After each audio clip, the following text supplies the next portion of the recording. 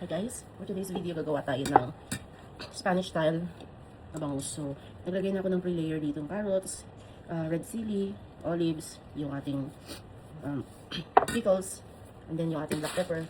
Yun yung first layer natin. So, i-layer na rin natin yung na-brine ng bangus in salt. So, ilagay lang muna natin yung first layer and then sunod natin yung second layer. So next natin is itong carrots. Layer lang natin ulit siya. And then sili pa rin. Itong ating pickles. Okay, lagyan na rin natin siya ng bay leaf. Yan. And then the olives. Tapos nilalagyan ko din siya guys ng garlic.